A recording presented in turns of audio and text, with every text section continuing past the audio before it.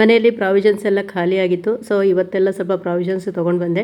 ಮಾಲ್ಗೋದ್ರೂ ಸ್ವಲ್ಪ ತೊಗೊಂಡು ಬರ್ತೀವಿ. ಬಟ್ ಅಲ್ಲಿ ಹೋದರೆ ಅಂತೂ, ಮಾರ್ಟಿಗೆ ಹೋದರೆ ಅಂತೂ ಯಾವುದು ಬೇಕು ಯಾವುದು ಬೇಡ ಅಂತ ಗೊತ್ತಾಗಲ್ಲ. ಎಲ್ಲ ಸಿಕ್ಕಿದೆಲ್ಲ ತೊಗೊಂಡು ಬರ್ತಾ ಇರ್ತೀವಿ. ಆಮೇಲೆ ಮನೆಗೆ ಬಂದು ನೋಡಿದರೆ ಅದೆಲ್ಲ ಐಟಮ್ಸ್ ಇರುತ್ತೆ. ಹಾಗೆ ಡಬಲ್ ಐಟಮ್ ಆಗುತ್ತೆ, ಇಡೋದಕ್ಕೂ ಕಷ್ಟ ಆಗುತ್ತೆ. ಸೊ ನಮಗೆ ಬೇಕಾದ ಐಟಮ್ ಲೀಸ್ಟ್ ಮಾಡ್ಕೊಂಡು ತೊಗೊಂಡು ಬಂದ್ರೇ ಬೆಟ್ರ್ ಅಂತ ನನಗೆ ಅನಿಸುತ್ತೆ. ಮುಂಚೆ ಎಲ್ಲ ಹಾಗೆ ಇತ್ತಲ್ಲ, ಯಾವುದು ಮಾರ್ಟ್ ಇರಲಿಲ್ಲ. ಆವಾಗ ಎಷ್ಟು ಬೇಕೋ ಅಷ್ಟೇ ಅಗತ್ಯದ್ದು ಮಾತ್ರ ಐಟಮ್ಸ್ ತರ್ತಾ ಇದ್ವಿ. ಇವಾಗ ಅಂದರೆ ಹಾಗೆಲ್ಲ, ಮಕ್ಕಳನ್ನು ಕರ್ಕೊಂಡೋದ್ರಂತೂ ಎಕ್ಸ್ಟ್ರಾನೇ ಬರುತ್ತೆ ಮನೆಗೆ ಐಟಮ್ಸ್ಗಳೆಲ್ಲ. ಇವಾಗ ಅರ್ಜೆಂಟಿಗೆ ತಂದ ಐಟಮ್ನೆಲ್ಲ ಹಾಗೆ ಡಂಪ್ ಮಾಡ್ತಾ ಇದ್ದೀನಿ.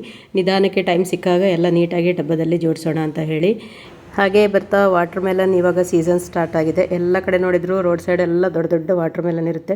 ಹಾಗೆ ಮೊನ್ನೆ ಒಂದು ಸರಿ ದೊಡ್ಡದು ತೊಗೊಂಡು ಬಂದಿದ್ದೆ. ಅದು 5 kg ಅಂತ ಕಮ್ಮಿ ಇರಲ್ಲ, ಅಷ್ಟು ದೊಡ್ಡದಿತ್ತು. ಸೊ ಅದಕ್ಕೆ ನಾನು ಇವಾಗ ನಾಟಿ ವಾಟರ್ ಮೆಲನ್ ತೊಗೊಂಡು ಬಂದೆ. ನಮಗೆ ಒಂದು 4 ಜನಕ್ಕೆ ಆಗೋಷ್ಟು ಮೀಡಿಯಮ್ ಸೈಜ್ ಇತ್ತು. ಅರ್ಧ ಕಟ್ ಮಾಡಿ ತಿನ್ನಬೇಕಿದ್ರೆ ಅದು ಸ್ವಲ್ಪ ಸಪ್ಪೆ ಸಪ್ಪೆ ಇತ್ತು. ಸೊ ಅದಕ್ಕೆ ನಾನು ಜ್ಯೂಸ್ ಮಾಡೋಣ ಅಂತ ಹೇಳಿ ಸ್ವಲ್ಪ ಸಕ್ಕರೆ ಹಾಕ್ಕೊಂಡು ಜ್ಯೂಸ್ ಮಾಡ್ತಾಯಿದ್ದೀನಿ. ಇದಕ್ಕೆ ಸ್ವಲ್ಪ ಪೆಪ್ಪರ್ ಪೌಡ್ರ್ ಹಾಕಿದರೂ ಚೆನ್ನಾಗಿರುತ್ತೆ. ನಾವು ಹೀಗೆ ತಿನ್ನಬೇಕಿದ್ರೆ ಪೆಪ್ಪರ್ ಮತ್ತು ಸಾಲ್ಟ್ ಹಾಕ್ಕೊಂಡೇ ತಿನ್ನೋದು, ಯಾಕಂದರೆ ಕೆಲವರಿಗೆ ಥ್ರೋಟ್ ಇನ್ಫೆಕ್ಷನ್ ಆಗುತ್ತೆ ಅಂತ ಹೇಳಿ.